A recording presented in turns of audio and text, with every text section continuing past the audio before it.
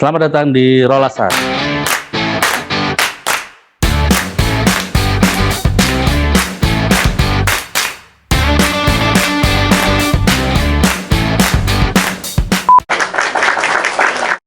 Hello everyone, welcome to Rolasan.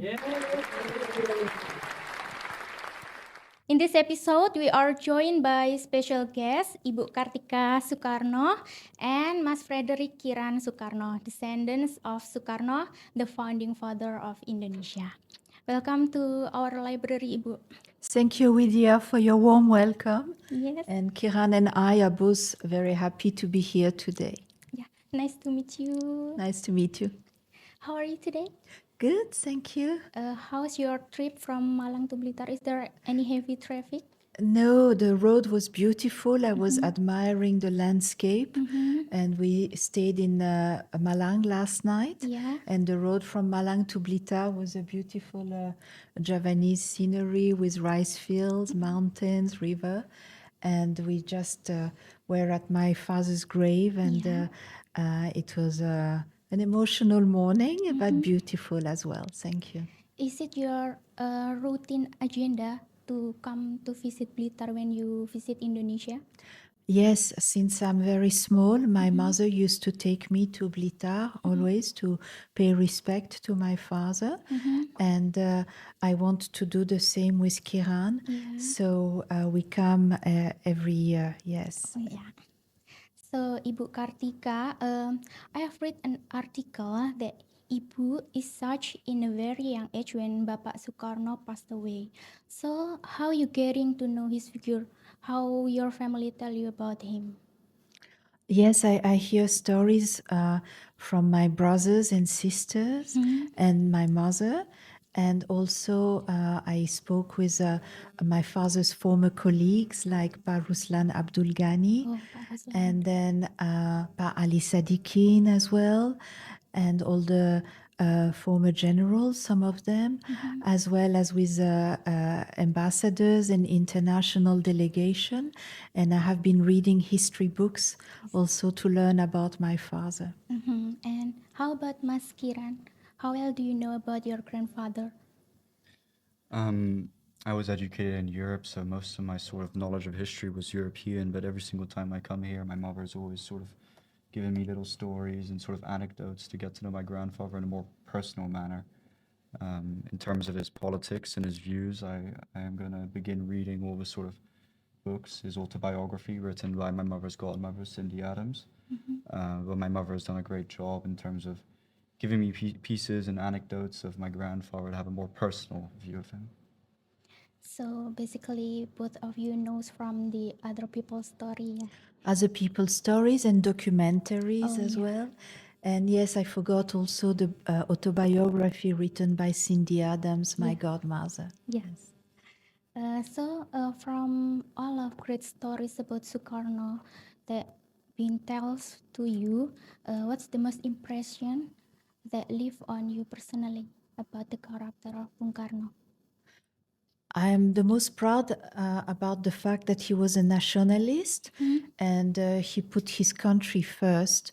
And he was, for him, the most important was to serve Indonesia, and he loved his country and people very much. Yeah. What about Mas Kiran? I completely mirror my mother on those views, but perhaps the funniest story, or the story that I felt that, was most personal towards me, was the story of my father and the lady from the KGB. Oh, yes, Shall deal? you can say it, yes.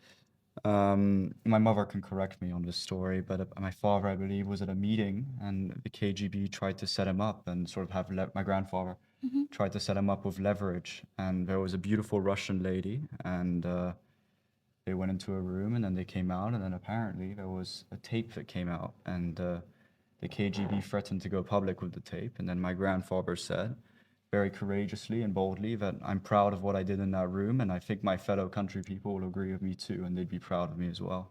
Which to me I find extremely funny, courageous, and charismatic. And as I was saying, these were sort of personal characteristics of my grandfather that I, sort of begun to learn.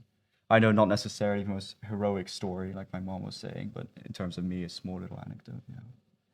Well, one of my favorite stories, actually, when my late father was visiting a Indonesian village, and they wanted to carry him on a special chair, Yeah. but he said, "No, I would like you to carry the Indonesian flag, and I will walk together with the villagers." Yes. So he chose to walk together with the villages My instead of. my father did, yes, Yeah. yes. Are there particular traits of Bung Karno's character that you believe you have inherited as well? It's to you. I'm looking at you. Well, I wouldn't know because unfortunately I have not met him, but I think I would like to honor his name by serving the country, and maybe in a humble way, maybe I have the same sense of humor, or I like yes, I guess also the languages, maybe because I speak 4 languages. And I know my father, my late father, could speak 6 or 7 languages, and he was also very charismatic. I don't say I'm charismatic, but he had a very international presence, and I think maybe I have inherited this from him, is my international skills. Oh yeah. And what about Maskir? I can speak for my mom in this regard. I think she's very charismatic and she takes after her father. But one thing I see from clips on YouTube or clips on social media of my grandfather is this sort of presence he has to go into sort of any room, no matter any country, and fit in and be able to converse, no matter the sort of varied cultures we have in the room. And I believe my grandmother, given she was raised in France, in Paris, and then she comes back here every summer, she has a very international outlook. And in any room, at least in my humble opinion, I think she sort of is able to fit in perfectly well and enjoy a good conversation. Did you say grandmother? I meant my mother. Maybe my grandmother as well. Although my mom can speak more languages, Yeah. so that's what I mean. Yeah. That's so great of you. What kind of language do you speak? We speak in English and French to each other. Oh, English and French in daily language. In As daily, daily. yes, French is my first language because when I was born, we moved to France. Yes. So, do you learn Indonesia bahasa? Yes, bisa bicara bahasa sedikit, tetapi saya selalu tinggal di luar negeri, so Yeah. tidak ada banyak opportunity practice bahasa Indonesia. What about Mas Kiran? Sedikit mengerti dan sedikit bisa bicara, tapi sudah bisa bicara bahasa Inggris dan Prancis. Pretty good Dutch. Sedikit Belanda juga. Yes. No, tapi banyak mengerti di bahasa Belanda. Bicara is a bit more difficult, but I will learn Indonesian. Just at university, it's hard to balance it all currently. Tahun lalu dia ikut ke Yogyakarta 1 bulan untuk belajar bahasa di sekolah. So you fluent in Indonesia? No. 1 week. I'm not that impressive. I can't learn it all in a week, but I can understand a decent bit. If I speak Indonesia, you could understand, but you can answer. I can understand a little bit. Okay. I hope you don't test me. But we know the most important word in bahasa, which is merdeka. Merdeka. So, Ibu and Mas Kiran, here we have some copy of newspaper clipping about you, the old newspaper. Oh yes. So you have me take a look. This is long time ago. Yeah. Waktu saya masih muda, ya. Yeah. In the clipping, Yes. there is mention that Kartika is very poetic and Poetic. clever. Oh, Yeah. nice. Thank you. Terima kasih. Yeah, your mother said that. Oh, yes. What's your response about it? Are you poetic? Poetic? Yeah. I don't know. You tell me. I used to read a lot of poems when I was young, when I was much younger, and I used to write some poems. So maybe that's why my mother said this about me. But I didn't think I'm poetic. But now, are you still writing poems? No, Oh. not anymore. Yeah. Um, Ibu Kartika, you're growing up in the unstable political condition in Indonesia, and how's that affect your life back then? Of course, I'm concerned and I'm sad for Indonesia. I was very sad to read the news about the Gojek driver that was tragically killed. Yeah. And I pray for peace in Indonesia. And but also, I think it's a global situation in the world. There is demonstrations around the world, and I think also Indonesia, we also have to look at the 80 years of independence. Yeah. And we have also achieved a lot of progress Yeah. because we had the first female president All right. also in Indonesia, and in other developed countries, there has not been a woman yet as a president. And we have also made a lot of progress with various businesses and technology.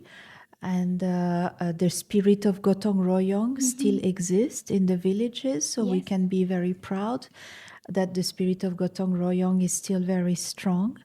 But of course, I also hope that the government will make more efforts for more social inclusion, to provide a better education Yeah. for all Indonesians, and also to provide better health care.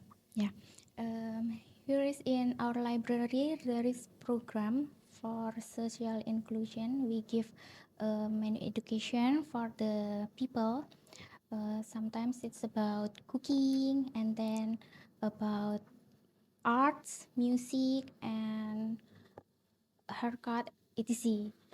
Wonderful. That's wonderful. Good Wait. news. Thank you. Yeah, I'm thank happy you. to hear.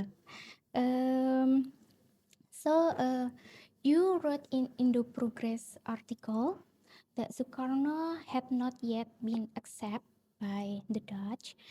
In your view, what were the main reasons behind this, and how should we respond to it today? I think the Dutch are denying their colonial past and history. The old generation, they all know about my late father, but the Dutch youth, they do not know about Indonesia, not just my father, but also the importance of Indonesia as a colony for the Netherlands. Yeah. They don't study it in history. And I am trying to provide a more balanced history. For example, when I met my late husband the first times, for him, the independence of Indonesia was 1949, and for me, it's 1945. And by reading in many history books, because I have a special interest, Yeah. I learned that the Dutch, they used the Marshall Plan to fund their military army to fight against our independence group. Yeah. And I think this was not correct at all. And I also know that Indonesia, we had to pay the Dutch government for our freedom, and we paid 1 or 2 billions or more billions, a few billions to the Dutch government. And I find this to be unacceptable because it was it's as if we were paying them to kill our own people, because they were complaining that we have to pay for their losses. And so I think it is very important to for the young people to know exactly what happened and how difficult it was for Indonesia to achieve our freedom. But at the end, also, it is, I think, also the Indonesians were ready to pay anything to be free. And I agree with this too, because there is nothing more important than freedom and the sovereignty of a country. Yeah, I've read that in article and news and books about the Konferensi Meja Bundar that mentioned we should pay Dutch loans from until if if I'm not mistaken, to 20 and 23. Yes. And so I think that maybe not just the Dutch young people, but also the Indonesians. Yeah. I hope they learn also exactly what happened between the Netherlands and Indonesia, because I think also maybe in Indonesia a lot of young people don't really know about the history of Indonesia. Yeah, that's right. I I don't know about the fact that we should pay the loans of the Dutch until recently. We learn about Bung Karno history more, for especially for the internal of the staff. So And it is important to have the Sukarno library yeah, and young people like you to spread the message yeah, and the information. it's right. So, have you given thought to a possible role in politics, inspired by your father's legacy? No, I'm absolutely not interested in politics. I prefer to serve my country through the work of my Yaya-san. And we provide support with the posyandos because it is very important for the future of Indonesia to provide a healthy start, Yeah. because the first years in a child's life are the crucial years for brain development and attitude forming. And so if you get this right for Indonesian children, then we can secure a better future for them. So you serve this country by your foundation, if I'm not mistaken, Kartika Sukarno Foundation, right? Yes. Yeah. Let's talk about the foundation. When did you establish the foundation? In 1998, when the Southeast Asian economic crisis started, I used to live in New York, and there was a campaign launched by the Indonesian consul, Pak Kristono, and then together with UNICEF and CARE, they had a campaign to help Indonesian children stay at school and to reduce the dropout rate, because many children had to drop out from school because of the economic crisis. And when the campaign ended, I decided it was important to continue this work. And I met with Stephen Woodhouse, who was the former UNICEF regional director for Indonesia.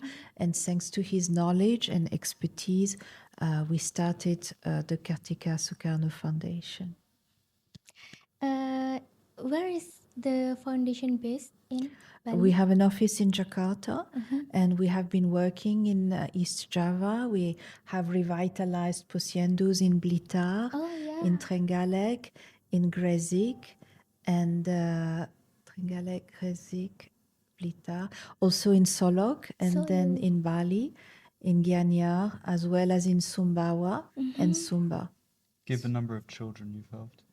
Over 300,000 children we have been helping. So great work you have done. Thank you. And what about Mas Kiran? Do you have any interest in the social issue of No, of Indonesia? course, I have a lot of issues. I mean, I care considerably about what's going on, but I think my mom may have missed a thing to add, but the sort of, policies going on right now, the sort of propose free lunches and so on to sort of avoid stunting. Scientifically, it's not an appropriate policy. As my mom mentioned, the key years are from 0 to 3. If you really want to avoid stunting, you do it and you target it at those ages. So, I mean, there's evidently a sort of mismanagement of resources going on.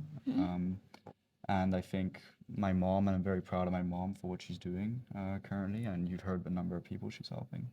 And for me personally, I sort of plan to try to take care of my family and build my career and wherever in the States and Europe. And then once I have sort of the resources and the friends possible to come back to Indonesia and help, it'll be in any regard. I doubt politics. I feel like my mom has gotten a lot done without the use of politics, and I'd like to follow in her footsteps in that regard. But are you in part of Ibu Foundation? I've gone with my mom to her works every summer usually. Always.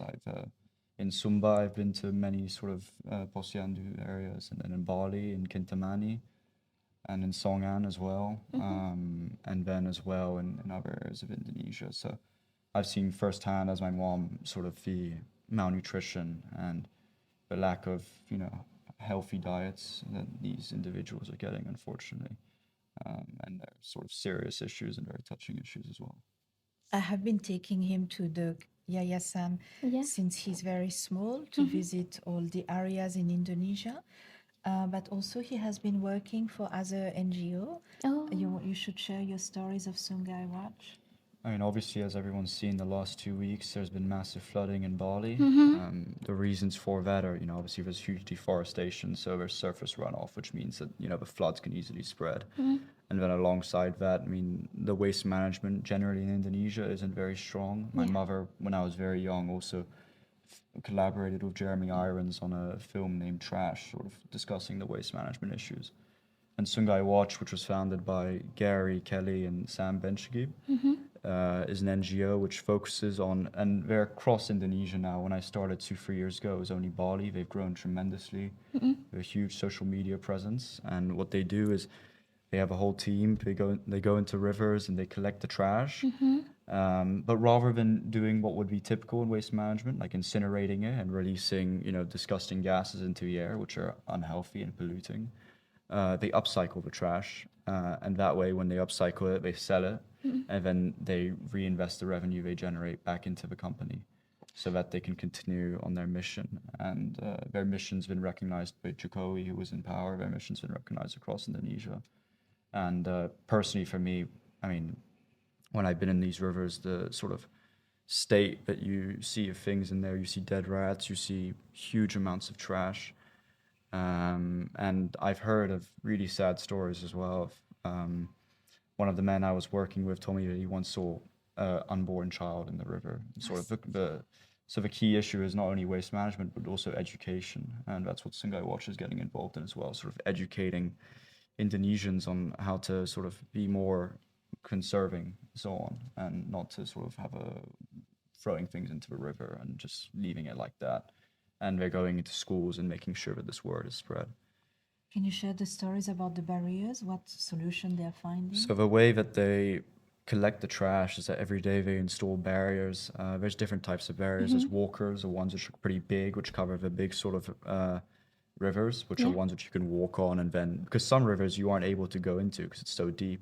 So the walkers is where you can walk onto it and collect the trash manually. And they go in their kayaks and they collect it, or some of the workers just love getting in the mud and just going straight at it, and I find it really funny as well.